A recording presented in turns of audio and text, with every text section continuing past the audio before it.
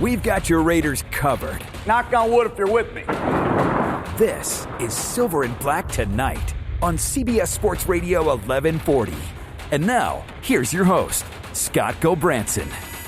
All right, welcome back to Silver and Black Tonight. I'm Scott Gobranson. The man on the other side of the table is the anointed international man of leisure, yes, Chaz Osborne. One of the great stories of the Raiders season thus far, in my book, has been the steady and apparent improvement of the young Raiders defensive line. Of course, it was on full display in the Raiders' big win this past week over the Chargers. And Chaz, one of my favorite parts of HBO's Hard Knocks was our next guest. Yes. Whose energy, positivity, his personality, they were just contagious. I mean, it was just crazy and exciting to watch every time he was on camera. He may disagree. We'll find out. But we go out on our newsmaker line to Alameda and to the Raiders headquarters and welcome in defensive line coach Brentson Buckner. Coach Buckner, thanks for joining us here on Silver and Black Tonight. Hey, Buck. Hi, my pleasure. Thank you for having me. All right, so let's jump right in on this one. At times this year, you got a young group, right? And so there's been some. You probably tune it out because it's fan stuff, but people talking about the defensive line and sometimes the inability to rush the passer and those kind of struggles. But this unit, your unit, has steadily improved, and you get the sense, at least from the outside, we do, that this group is really starting to click. Talk about your squad's growth and sort of what, in your mind, is kind of driving that. Well, being young is one of them. Really a brand new group working well together. People don't realize that there's going to be growing pain. There's no instant fix to pass rush or playing football, period. So, it's really a learning curve for these guys. You got guys like Cleve, Max, Mo, Arden, PJ, guys are still learning the game, really learning themselves, not knowing what they don't know right now. And so it's just been a steady progress. It's just working hard. And, the other night you got a chance to see it all come together for a little while, but it's still not a finished product. The greatest thing that's really helped us is that our pass rush and our coverage has really got in tune with one another. You always hear me say the best pass rush is a pass coverage. Yes. And those guys have grown. As those guys have grown on the back end, it has helped the young front end, play better, and now they start to play off one another. But, we're still going to have some ups and downs because it's still a learning product. It's not a finished product yet. And, that's the one thing we have to be cognizant of. 1 week, they're going to love us. 1 week, they're going to hate us. Both weeks, we got to show up and put work in. That's right. Absolutely. And you mentioned, talking about some specific guys, you mentioned, of course, Max Crosby. I mean, this kid's motor and his ability to disrupt plays at the line of scrimmage, make tackles, create turnovers. Are you surprised at all how much he's progressed and how quickly he has? No, not really, because that's what we liked on film. We didn't get caught up in, he's not 280 pounds right now. He hadn't fully developed. We like this motor. He made plays in college, no matter who he was playing against. And that was the one thing that we knew was going to separate him from a lot of guys until his body able to catch up was his motor and his effort. And you hear Coach Gruden say it all the time, we want Max Crosby to lead the league in effort. And that's one thing that I can't coach, that anybody can't coach. It's one he was born with, and it was a gift to him, and he uses it. And it's on display every time he's out there playing. The thing with Max that I try to harp on, as you start to mature as a player and start to learn the small details of the game and learn the position and learning what you can and you can't do, the sky's the limit for you. He has greatness written all over him, but his energy and his effort, that was something we knew we were going to get from him from day one. Again, we're being joined by Raiders defensive line coach Brentson Buckner. Hey, Brentson, it's Chaz. I know, like Scott said, Raider fans really enjoyed getting to know you watching Hard Knocks. And I love your honest, no-nonsense kind of tough love coaching style. Now, I know you played for some great coaches, Bill Cowher, George Seifert, John Fox, and now worked with Mike Tomlin, Bruce Arians. How much of that coaching style is you, and what are some of the things you picked up along the way? Well, a lot of it is just, as a player, being an ex-player, the kind of coach I am is the kind of coach I felt I got the most from. Mm-hmm. I always wanted the coach to be brutally honest with me. If it's great, tell me it's great. If it's not, tell me that too. And, just let me know where I stand. But, and I always got that mostly, John Fox and John Mitchell, my defensive line coach when I was in Pittsburgh with the Pittsburgh Steelers, those were two of the guys that it was black and white. It was no gray area. It wasn't no you knew exactly where you stood after you sat down and watched film with them or you had a meeting with them. No, they didn't want you wondering. No, they always wanted you to know exactly where you stood. And when I was able to intern, I got picked up again from Mike Tomlin. His honesty with his players the first day of training camp, telling them, hey, this is what you got to do to make the team. This is what we have. This is your road. Now, are you going to travel it or not? And I just took that as confirmation that I've been around three great guys who have great success in this league, and they're using this coaching style. It must be something to it, and it just fits my personality. Yeah. You know what I mean? Because Bear Bryant once says, coach them hard and hug them later. Yeah, that's right. And I take that. I take that literally. I'm going to coach them hard, but at the end of the day, when we walk off that field, when we can sit down and eat lunch together, eat dinner, catch a movie, we're going to laugh and talk about families and make sure everything is good off the field. But in between those lines, when we go to work, I'm going to hold their feet to the fire. Well, and Coach Buckner, I mean, you 18 years NFL experience, of course, the last 6 years, Tampa Bay, Arizona, and now Oakland.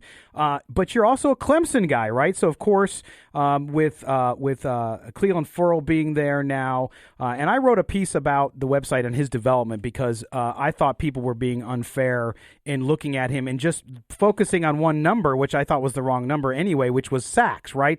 But just as he's shown this past game, he's progressing and he's doing really well. Talk about his development and sort of the expectation you have for him versus maybe the outside.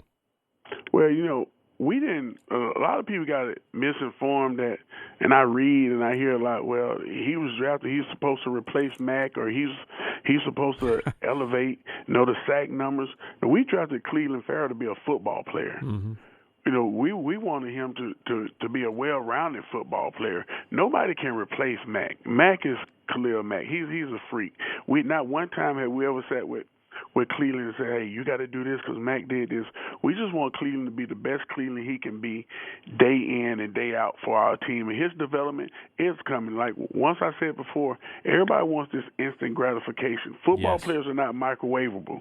You don't put them in 2 or 3 weeks, they're ready to go. Just because you drafted into a professional sport don't make you a professional. It takes some time. But I'm happy where Clee is going. He's learning the game. He's learning his body. He's not even fully developed yet. Cleveland still had one more year of college. He played a lot of games at Clemson, and he started for a lot. And people think, oh well, he's this well-developed guy. He came out early. He could have went back to school. So I'm very happy the way he is. He's maturing, as a football player. He's starting to understand the things that guys are doing to him and what they can do. You go into college, everything is cookie cut. You're going to get a zone block left, a zone block right. You're going to get blocked by this guy. Where in the NFL, offensive line play is very delicate. It has ins and outs. And a lot of these guys have never seen this type of stuff before. And it's not just something you can just go out there and just say, hey, I'm ready to go. I've been a defensive line my whole life. You have to go to another level. And I don't think people appreciate, defensive line and offensive linemen, what they have to go through to adjust to this league. Yeah, no, again, we are talking to Raiders defensive line coach Brentson Buckner. And Coach Buckner, a couple of the other guys that we always talk about, and some of last year the Raiders drafted, of course, Mo Hurst and P.J. Hall, and particularly I think P.J. Hall is one of those really underappreciated guys because and they're both doing fine, but he, to me, I watch him on the inside and what he's doing, and that's not always the sexy stuff, right? But you're creating a push on that line which allows you to do so much more. Talk about the rest of the guys in the unit overall. What's the biggest challenge you have with them on the back half of this season? Well, PJ does a lot of things. The one thing PJ is gifted with is, rare speed and strength for his size. And being a defensive tackle and a nose tackle in this league, a lot of times it's not a really glaring position. Everybody's not Aaron Donald, and everybody's not Warren Sapp, but PJ does a lot of the dirty work, and he embraces it. Same thing as Mo Hurst. Those guys were thrown to thrown to the wolves last year, coming in as rookies and have to play that many snaps that early, and the same as Arden Key. So the challenge for me is to keep these guys improving. And we always say we're not as good as people think we are. We're not as bad as they say we are either. We got to continue to grow, and that's the challenge, because when you have success, expectations go up. And I tell them that we don't want to feel pressure.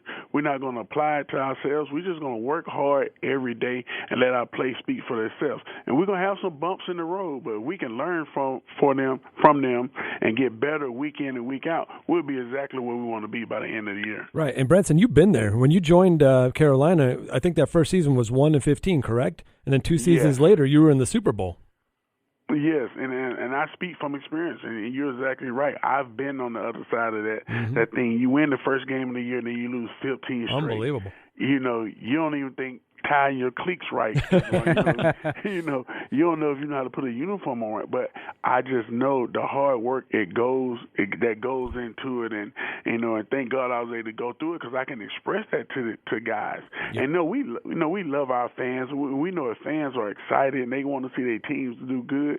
But we got to understand in our room that it's a process, and we got to trust our process week in and week out. We're not trying to be the best pass rushers we can be. We're not trying to be the best run stoppers we can be. We're trying to be the best football players we can be. And anything the team asks us to do, we want to be able to step out there and do it to the best of our ability every Sunday.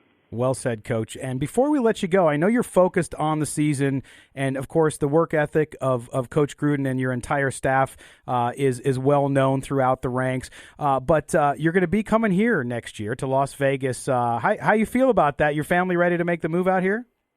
Yes, I'm feeling good. I'm excited about it. I spent time in Vegas, hanging around. Don't stay too far, because I know I reside in Phoenix, and being out there, I could never envision a professional football team in Vegas. Like 10 years ago, we used to sit, out in Vegas and said, wow, what if they had an NFL team? And now it's going to come to fruition, and I'm happy to be a part of it. So we're totally excited. The Raiders is a brand that's worldwide, and, I know the people of Vegas are excited. The people in surrounding areas that are going to get the chance to get to see the Raiders are going to be exciting. And what better team to be on the Strip and compete with the resorts than the Oakland Raiders? Because that brand carries a lot of weight. You got it. And your new headquarters out there in Henderson, and, of course, the stadium, a great place for you to develop your team and make them the football players that you want to be. So, Coach Brentson Buckner, appreciate you being with us here on the Silver and Black tonight. Yep. Thank you very much. Appreciate it. All right, Coach. We'll talk to you soon. Thanks. All right. That was Coach Brentson Buckner. Man, I love that guy. He's great and really doing a great job, Oh, yeah. And one of the points he brought up, and we'll talk a little bit after the break about it too, which is, people see progress and they want instant gratification. Right. They want this line. They want to go from no sacks to 50 sacks, and that's not how it works. That's just you got the to society we live in. 0 to That's 60 true. in 6 seconds, man. Let's go. That's true. All right, we're going to step aside. When we come back, we'll close the show. We'll talk a little more about the Raiders' defensive line, look ahead at the game on Sunday, as well as Silver and Black Today, which is also on Sunday. You're listening to the Silver and Black Tonight here on CBS Sports Radio 1140.